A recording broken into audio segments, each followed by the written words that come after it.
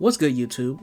We're back with another video, and it's the holiday season, okay? Everything's going well, presents are under the tree, Santa Claus is jumping over rooftops, alright? And the greatest gift was given to me this weekend. As of December 22nd, has been the release of Aquaman and the Lost Kingdom. And with that being released, that means this is officially the end of the DCEU.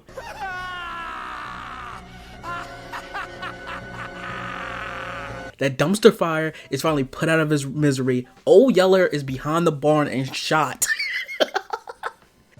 And in this video, we're going to go through my favorite and least favorite moments from this garbage ass franchise. Now, we're going to start this list off with a positive, okay? And that positive starts with the very first movie of the franchise, the DC Universe OG, Man of Steel, okay?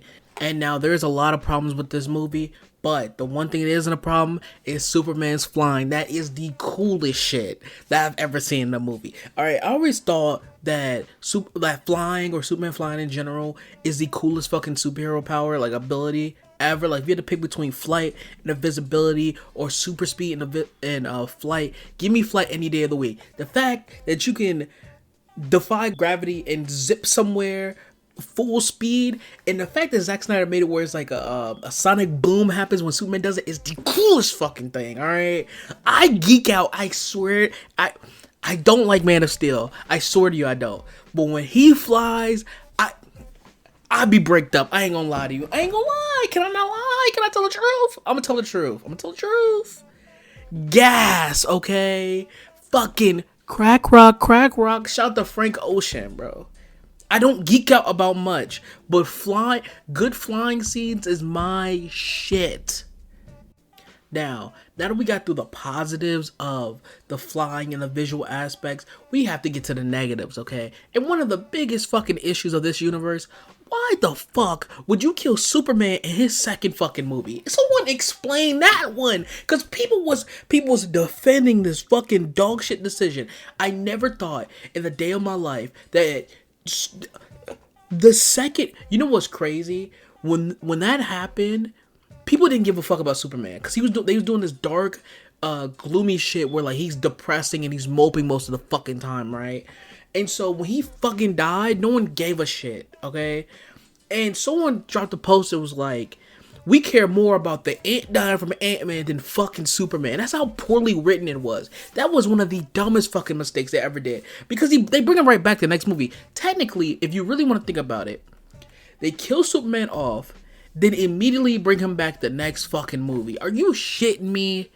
And it don't give me that shit where Superman's death inspired Batman to be a better person, and we're gonna get the fucking Batman in a moment. But it's like you could use other things than having Superman fucking die for that to happen, and then just bring him back. So what the fuck are we doing here? What is going on here? Now, speaking of Batman, Ben Affleck was cooking. I ain't gonna hold you. Let me throw my hands in there. I ain't gonna hold you. He was cooking. He cooked. Alright, I hated the writer for Batman. Batman is not a fucking killer. If he does kill, that should be a bigger plot point than he just kills now. Like, what the fuck? And also the whole shit with a Robin died, but it was actually Dick Grayson instead of Jason Todd makes no fucking sense at all. But I'm not finna delve deep into that, because we start talking about the bad fucking dumbass choices that Zack Snyder made in this fucking movie. We'll be here all fucking day. But one of the positives, one of the good casting of this universe, which is very slim, it was Ben Affleck as Batman, which I'm sad we didn't get to see the Batman Arkham Asylum movie, which on its own doesn't really make any sense, but you know, I'm wishing. Okay. I love the actor. I love his portrayal of Batman. But when you really think about it, take a deep dive on Batman, it doesn't make sense. That is my biggest issue. Because if you want to make a Batman that kills, you got to go all the way. Meaning, his rogue gallery should not fucking exist, or half of them should not be made yet, if that makes sense. You cannot have a Batman that kills but still have a Joker walking around. It makes no fucking sense. I don't get it. And everyone who tried to explain it, they do some bullshit loophole. Well, actually, I mean, in my head canon, this happened. So no, it's fucking stupid. Okay. You telling me he's letting criminals get stabbed in prison for jaywalking, but but the guy who killed Robin, his son, he considers is just walking free. You know what I mean? Robin makes and shit like that, and he teams up with it in later when Superman takes over the world in the apocalypse scene. Fucking stupid. Okay. Now, one thing I really liked about the DCEU was the fact that smaller characters had a more prominent exposure with like the Suicide Squad, Shazam, and those stuff like that. Like the minuscule characters, like the D-list characters. I really enjoyed that part because like Marvel, they really focus on like the big name stuff like that. But this one was like, okay, we're gonna throw like fucking Polka Dot Man was my favorite character of the movie until they killed him off for no fucking whatever. I'm not getting into that, but that was literally my favorite part. Like, or Shazam was cool as fuck. Like, I am a fan of Shazam, and I enjoyed the movie. The second one was whack as shit, but I had fun with it, and I enjoyed it. It was like some characters you like fucking Weasel. Like, who would have thought Weasel would it be like? He didn't have much like screen time, but he was enjoyable. I had fun watching. Or Rick Flag, or fucking Peacemaker being a fucking big icon like he is, and now Mortal Kombat, or Bloodspot, I think is his name. He was fucking cool. I just think of Idris Elba. So like stuff like that, that's dope as shit. I wish they would have focused more on that instead of trying to redo this whole Trinity thing, trying to get them to bring their movies in or whatever. That shit was garbage, but I like that part. That's one positive. Now, one final thing that I wanted to talk about before I get out of here is a big issue that I've had, and I'm glad this universe is fucking gone, because this universe has spawned like the most rabid fan base I've ever seen in my life. And I understand that shit they did with Zack Snyder was fucked up. The whole trying to disguise his firing with he had to step away because his daughter died is super fucked up. Fuck WB, alright?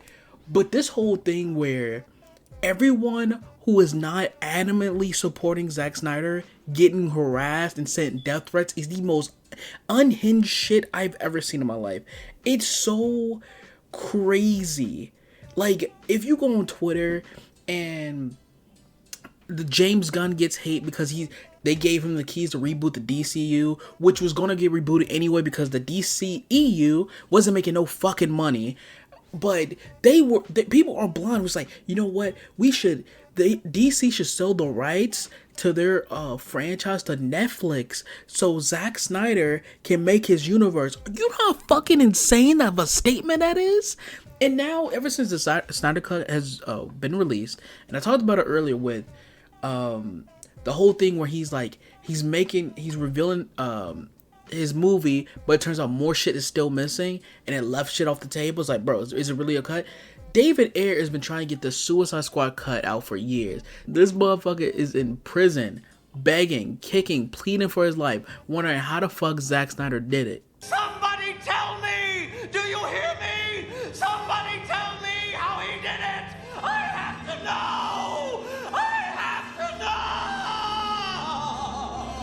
know!